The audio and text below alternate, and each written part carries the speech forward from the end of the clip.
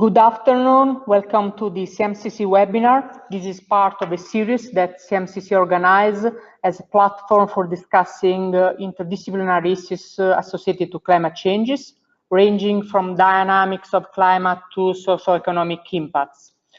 Next, thank you. Okay, CMCC is a no-profit foundation with the mission to investigate climate system and these interactions with society, to provide rigorous scientific results and assess and develop adaptation strategies and promote successful mitigation policies. Next. It is based on a network of laboratories placed in Italy. In the slide, there is a map with location.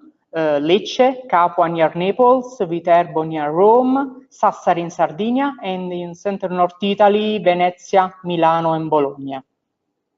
Next. The supercomputer is located in Lecce.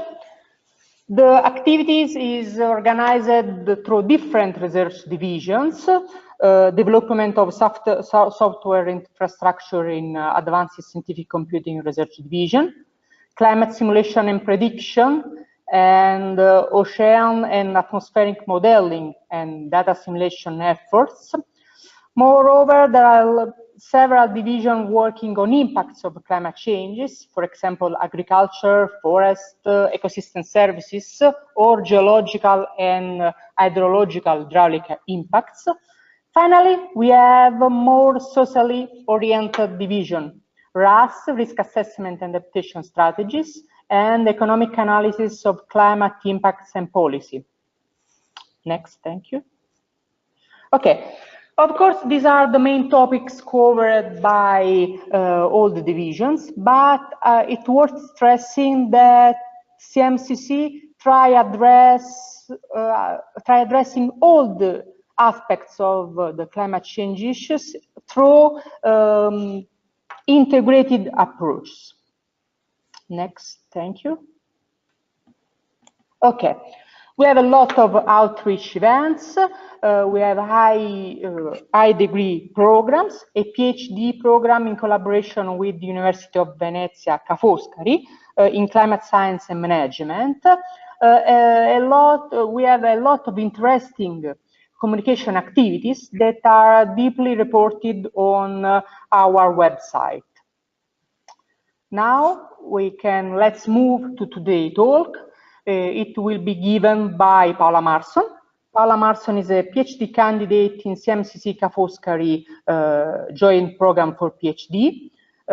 She is currently working in climate simulation and prediction research division.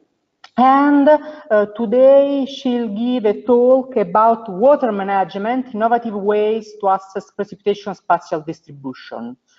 I'd like to recall that question and answer can be done through this platform. And moreover, the entire talk will be recorded and made available on CMCC YouTube channel. Links will be provided to registrants. Thank you. Paola, if you want, you can start. Thanks, Guido, and thanks CMCC for this opportunity. So within this broad and wide topic, I will more specifically talk about the spatial modeling of precipitation in mountainous regions, and I will present even more specifically a statistical framework that we designed in the CSP division that is part of my PhD thesis. The statistical framework is a process informed in a way that will become clear soon, and it was designed for inferring the spatial distribution and intensity of orographic precipitation. The motivation behind the work was the need to get accurate estimates of precipitation, which is crucial for informing impact studies that could deal with water management issues or risk assessment. And get accurate estimates is particularly crucial in mountainous regions, as human activities may be strongly impacted downstream.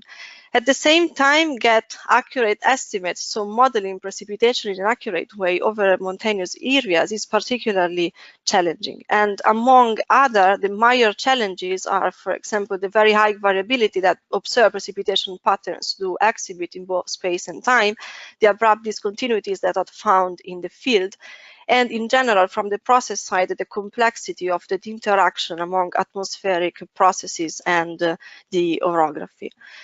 So if we just focus on modeling precipitation in space, we can actually identify two broad classes of existing methods that address this issue, let's say. At one side, we can recognize and identify statistical and geostatistical interpolation methods that create interpolated surfaces of precipitation on the basis of precipitation data retrieved from or captured by weather stations. And models in this class rely on information directly contained in the observations or geostatistical attributes. They can, for example, identify the spatial dependence of a field on the basis of the pairwise distance among weather station or sample points.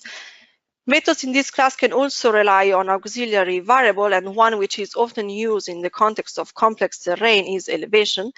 And considering the limitation of this class of models, we can say that in general, the ability of a statistical model in reproducing a field depends also on how the available observations are actually representative of that field.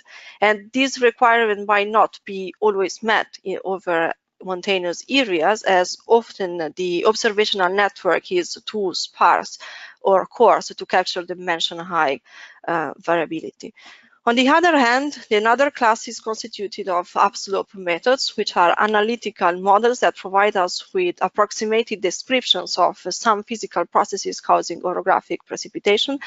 They do not need observed precipitation data, but the field that they reproduce or simulate may deviate from the observed ones.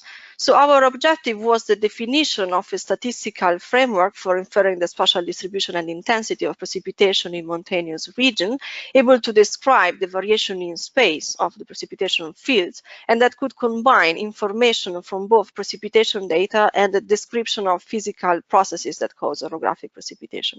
And we further wanted the framework to be linked to numerical climate models in order to improve their usability, and more in particular to provide downscaled precipitation fields.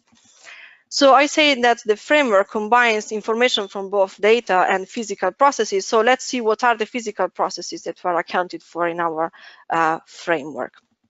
So the local scale orographic processes that are included in the framework are those that come from, that are derived from the so-called upslope mechanism. And that will display in the next slide how these mechanisms work in an idealized setting. So this is an idealized terrain, which is an indefinitely elongated ridge that resemble actually some of major real ranges as the Cascade, Sierra Nevada, but in general most of the coastal ridges. And imagine there is some more moist flow that impinges the topographic obstacle.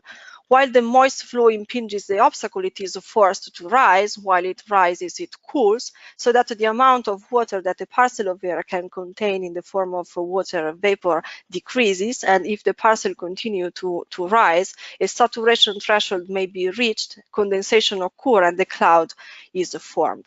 And this surface on top is actually an idealized cloud, where darker areas represent areas where condensation is more pronounced. But that is not the end. As the flow proceeds past the topographic obstacle, it starts descending. Descending, it becomes warmer, so that a cloud existing may evaporate. And in general, we can say that further condensation may become more and more unlikely. So we can combine the simultaneous presence of area where condensation and evaporation occurs in one single surface, which is this one. So again, the blue area is where condensation occurs, and the brown area is where evaporation instead occurs. And I will refer to this surface for the rest of this presentation as a distributed source of condensation. So it is a surface that represents a condensation rate, but can be both positive in the blue and negative where evaporation occurs in brown. So different analytical, let's say, shapes of a source of condensation exist in literature, but in general we can say that the rate of condensation is proportional to the impinging horizontal wind velocity to the mountain slope, so that steeper slope trigger stronger updraft and so stronger condensation, and to a saturation water vapor density.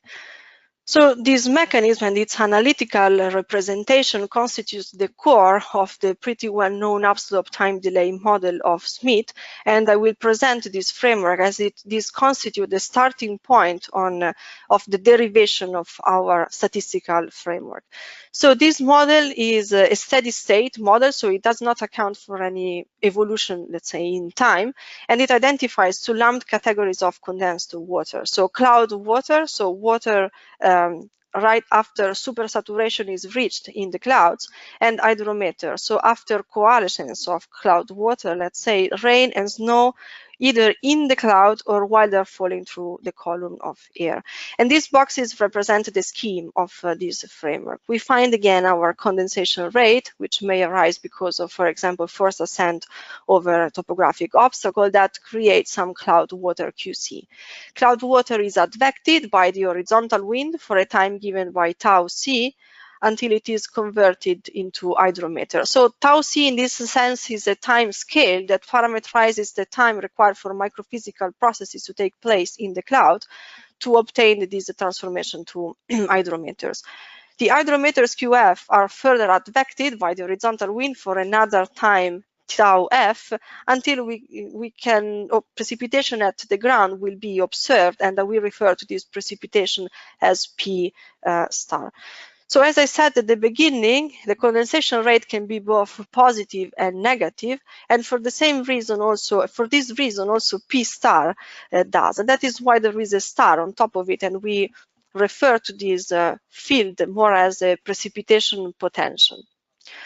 So now, if in the steady state we make the assumption that instantaneously the amount of cloud water is much less than the amount of hydrometer, which is a strong assumption but reasonable in the steady state, we can actually neglect the first term and write a reduced cycle that accounts only for one lumped category of condensed water, which is hydrometer. And this cycle constitutes the core of in our framework that defines and represents the local scale orographic processes. Sorry. So the condensation rate still exists, it produces some cloud water, but the cloud water is almost immediately converted into hydrometer.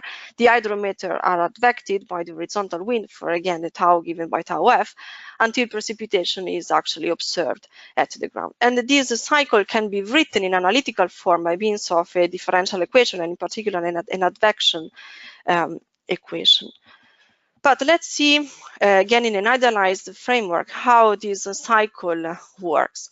So imagine this is, again, our idealized terrain, and I put on top the source of condensation that is created by means of an horizontal wind that is impinging by approximately 45 degrees the terrain.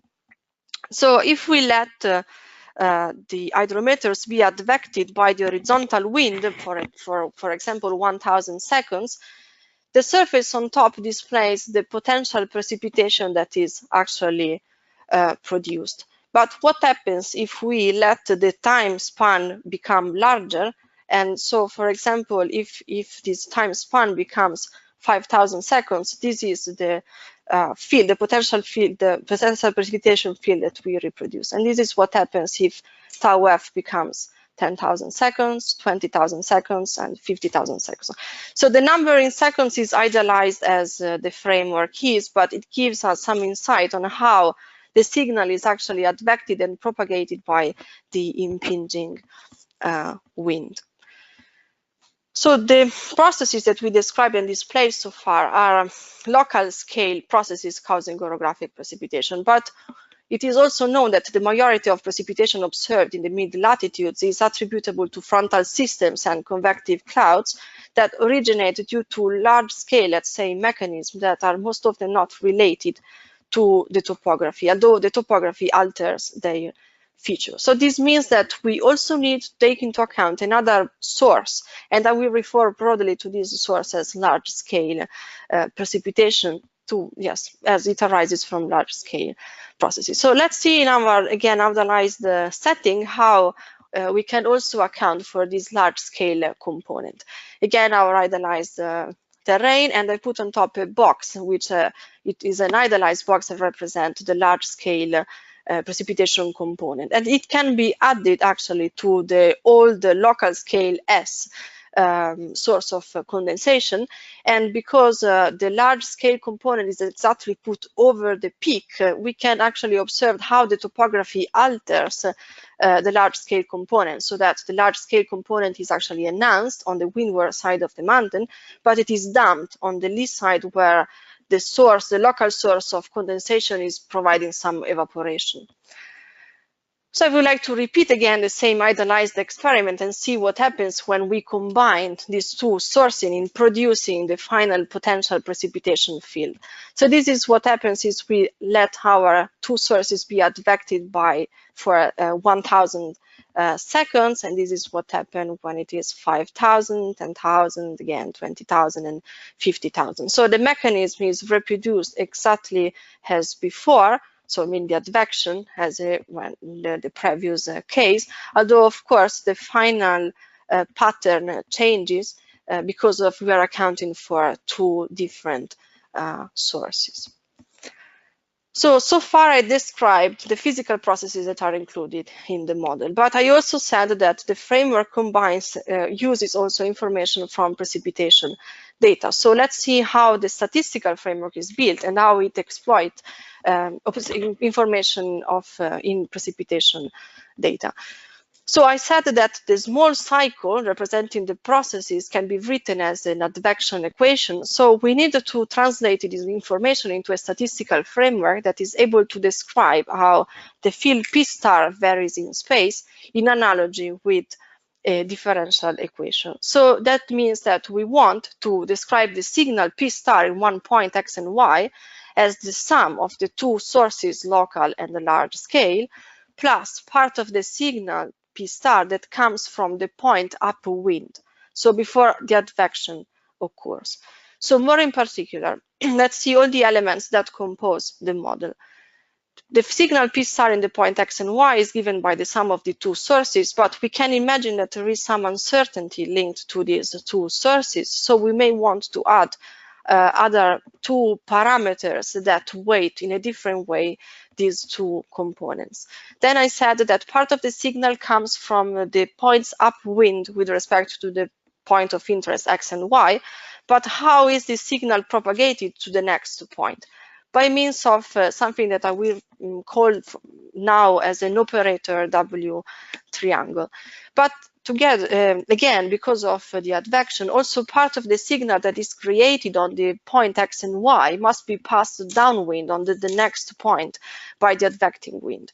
And this propagation actually happens thanks to another operator, which is similar to the previous one, but different.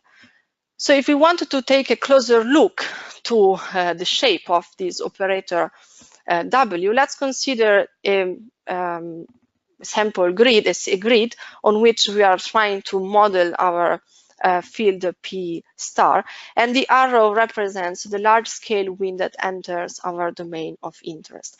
And imagine we are interested in creating, in producing the signal on the point, on the yellow point, knowing that part of the signal will come from the green and the purple one. But what part of the signal in the purple and green one will be actually passed to the yellow one?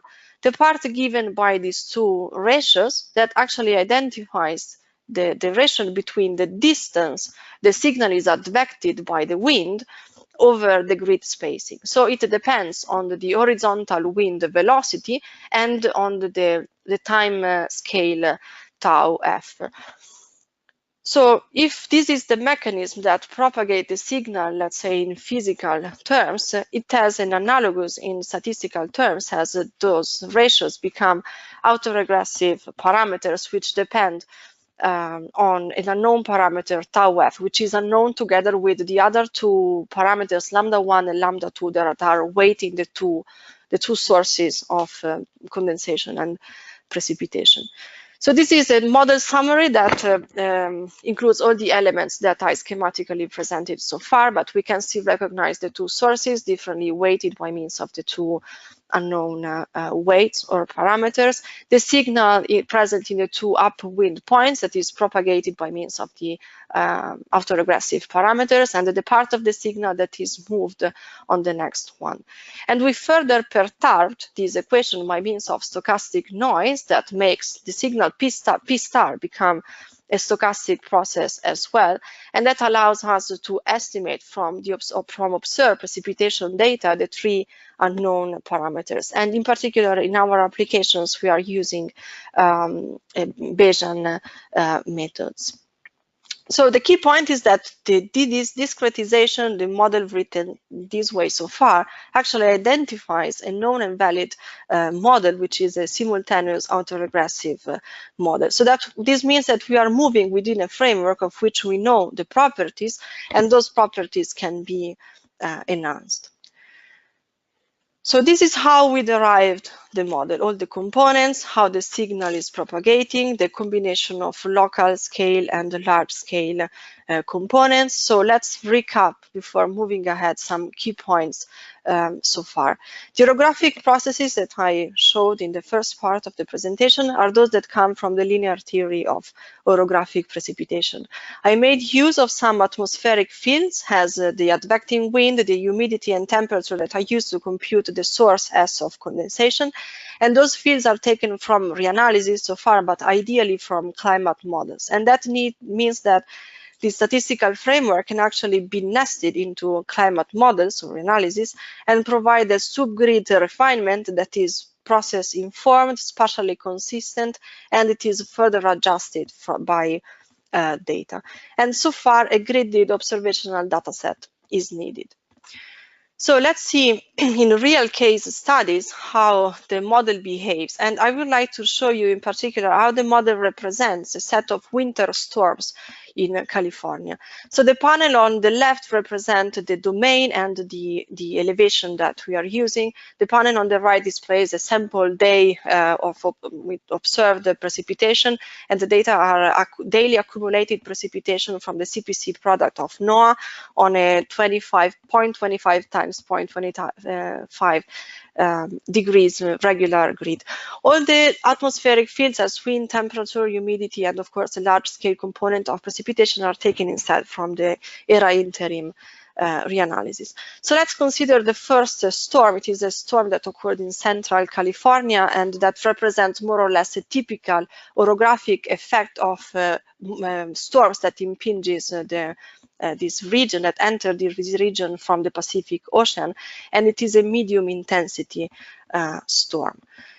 So we needed to construct the two sources, the local scale on the left panel and the large scale component on the right panel. So if we observe the local scale, the local source of condensation, the arrows indicates a southwesterly wind that is impinging the coast range, producing some condensation on the lee side and some evaporation on the on the windward side and some evaporation on the lee side of the coast range, and the flow continues and impinges the Sierra Nevada, producing some condensation on the windward side and some slight condensation in brown on the leeward side. And the numbers are millimeters per day equivalent, which means that if all of this water that we are condensing could precipitate, this would be the millimeter that we would observe at the ground. And the right panel displays the large-scale precipitation from ERA interim, and the color and the palette is aligned with the color and numbers of the observed precipitation. So this means that the points on which the large-scale precipitation is exceeding the maximum observed value are displayed in red to, simplify the visualization. So after we estimate the value of the two parameters, lambda1 and lambda2, and we combine them with the two sources, we can actually reproduce the precipitation potential that displays a better agreement in the pattern with the observation.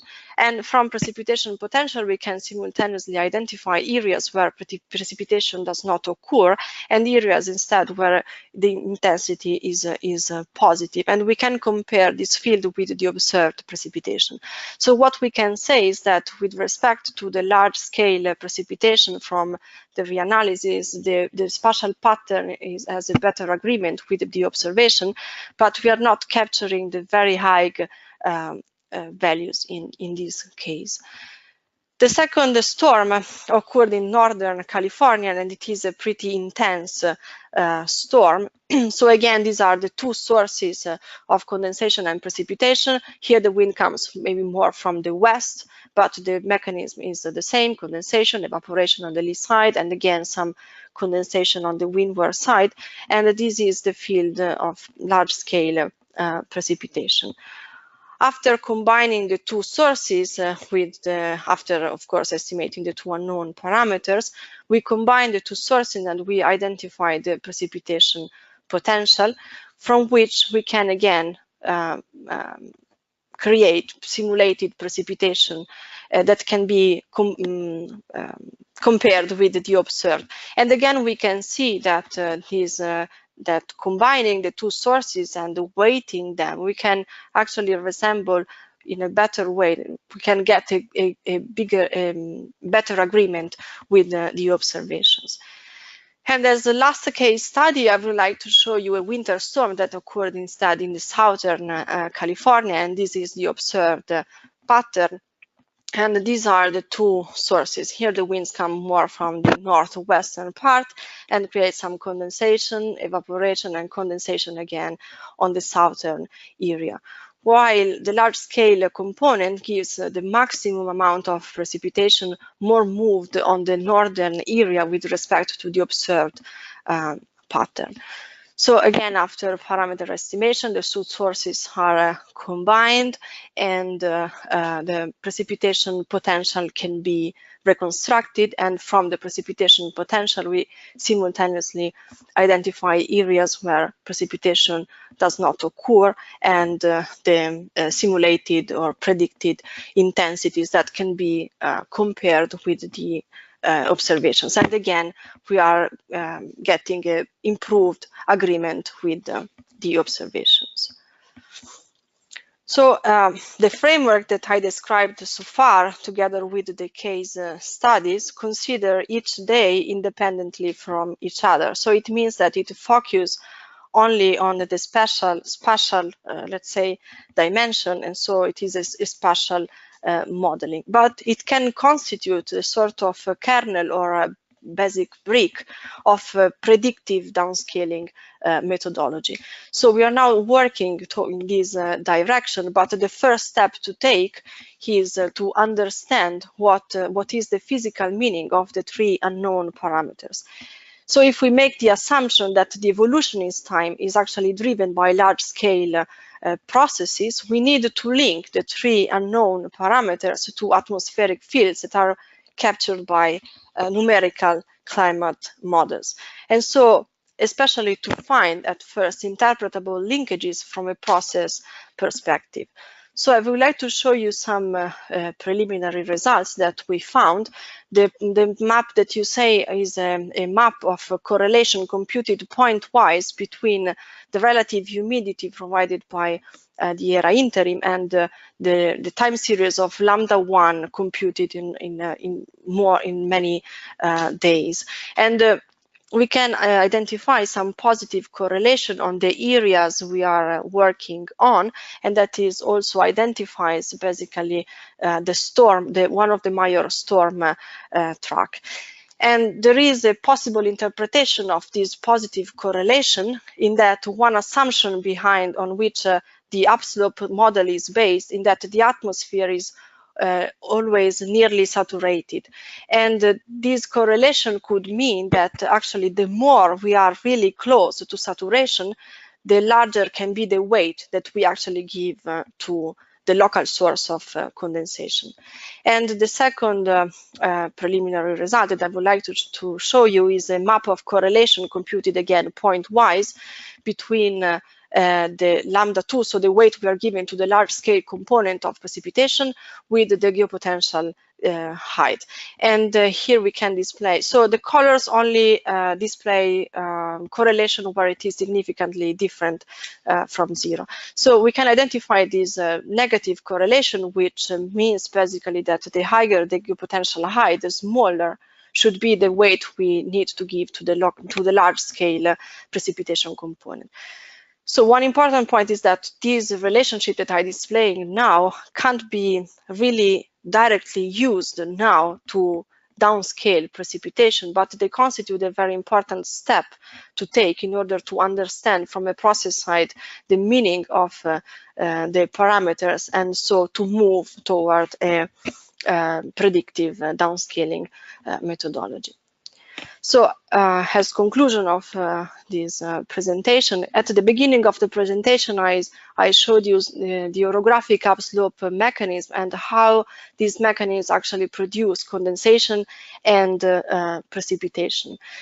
I showed how this upslope model and the reduced cycle can be used to create a subgrid local signal of precipitation, and how local signal, let's say, or local sources can be combined with a large-scale component of precipitation, and how those two sources are combined and adjusted from data in a statistical framework.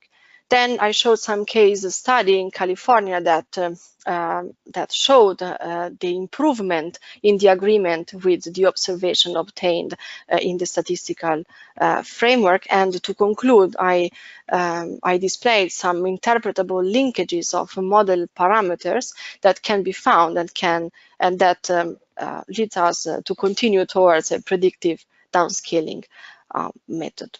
So thanks for your attention.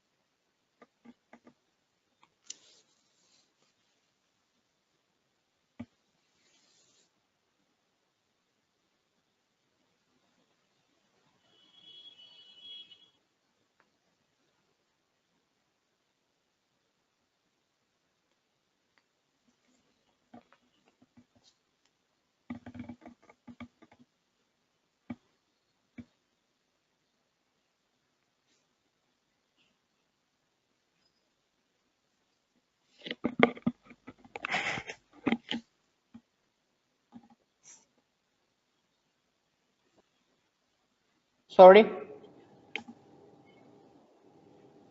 Can you hear me now? Yeah. Yes. Yeah. Okay. Sorry again. Thank you for your talk. I'd like to now invite the registrants to, if for any questions, to use the tool within the GoToWebinar, please specifying names, affiliation, and country. And in this perspective, now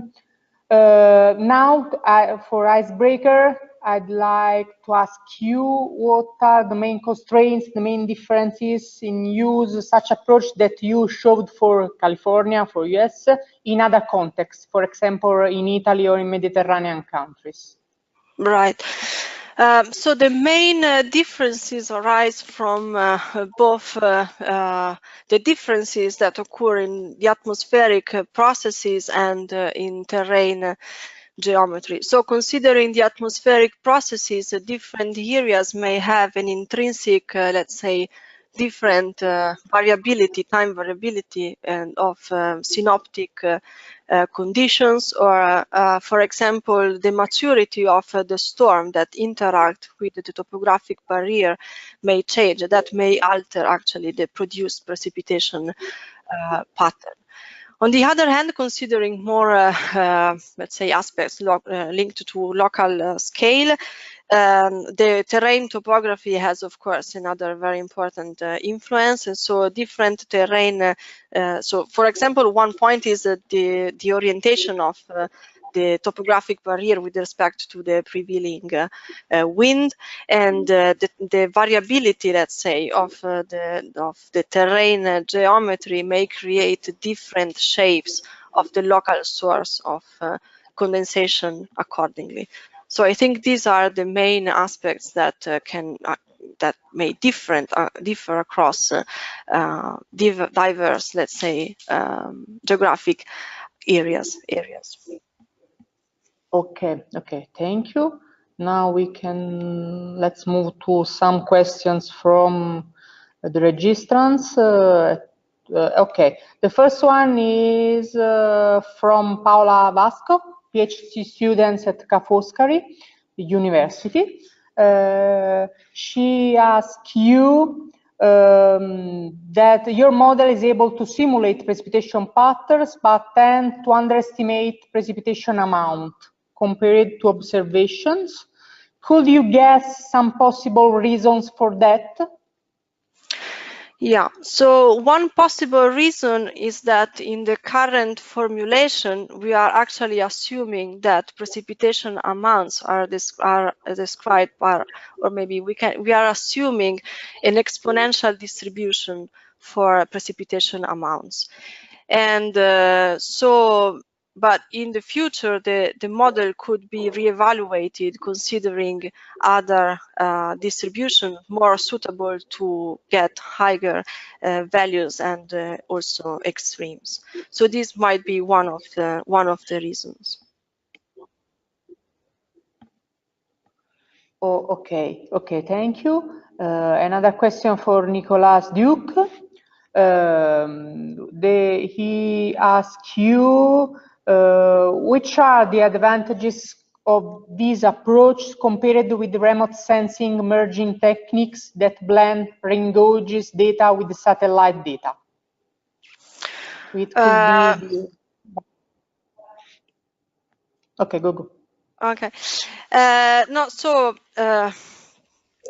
let's say that this framework, besides providing, let's say, more local scale data of precipitation, also help us understand the processes and the combination of local and large scale, let's say, processes and components in climate models, and so could serve also as a sort of a verification tool to understand model deficiencies or model behaviors, let's say. Okay, thank you. We have now another question by Michele Burro. He asks you define a stochastic term in the equation. You don't consider it. Why? For you, how is his relevance?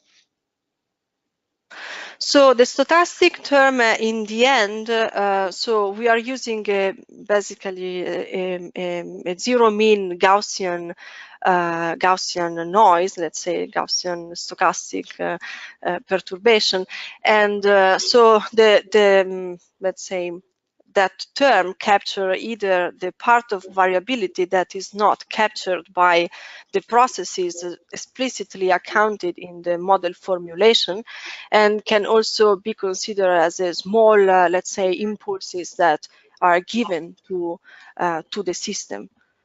So this is the interpretation. And in our case studies, in the formulation of the model, we decided to use, as I said, the zero mean Gaussian uncorrelated error over the space. But if the model or the user knows how this error term varies in space, other shapes are allowed from a theoretical point of view. Okay. Thank you. Now another question again from me, another curiosity about the approach. I'd like to ask you, what are the temporal and spatial resolution? What elements regulate the spatial and temporal scale of the approach. Right. Also, to use it for impact studies, it could be very interesting, for example, for hydrological hazard or hydraulic hazard. Right. So for what regard the spatial extent, say the spatial scales, spatial scales are in the practice mostly driven by the topography, let's say, so data related to topography. So in principle, the models could provide high resolution data, as high resolution as is the resolution of your, let's say, elevation data. So the point is understand what is the meaningful, let's say, spatial scale to consider, and also how to compare the results obtained at that scale with observed precipitation patterns. And for what instead regards the temporal scales, the framework is considering the processes that are included. The model is specifically designed for 6 hourly to daily data, and we can consider as a limit time span 3 hours, but okay, it's more specifically designed for 6 hourly to daily data. Yeah. Okay. Okay. Okay. Another question for Oscar Manuel Baez Villanueva for Cologne. He asked you, satellite estimation can underestimate rainfall at high altitude. Can you think that this methodology can be combined with satellite precipitation rainfall to correct this underestimation for higher orography complex environments, for example? Right. So that is something I really don't deal with, but what I can say is that there might be this potential if the local scale, let's say, processes that are accounted in this framework can actually identify those mechanisms that are not, I mean, that not captured by satellite measurements. So to, let's say, give insights on the part of processes that that are not visible to satellite measurements. But I think I can't say anything more specific on this. Okay. Okay, thank you. We can wait for other question because at the moment we are trying.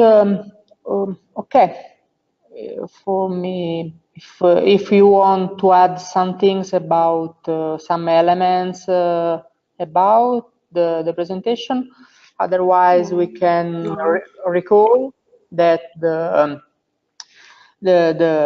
webinar will be uploaded on CMCC YouTube channel, and a link will be provided to the registrants. Moreover, we'd like to invite you to next webinar, will be given by Roberto Scheffer about ratcheting up Brazil nationally determined contributions, a consistent roadmap towards the global objective of a 1.5 or 2 degree world. In this case, moderator will be Enrica Deschamps. Thank you for your availability. Thank you again, Paola Marson, for the very valuable work. Thanks. Have a nice afternoon. Goodbye.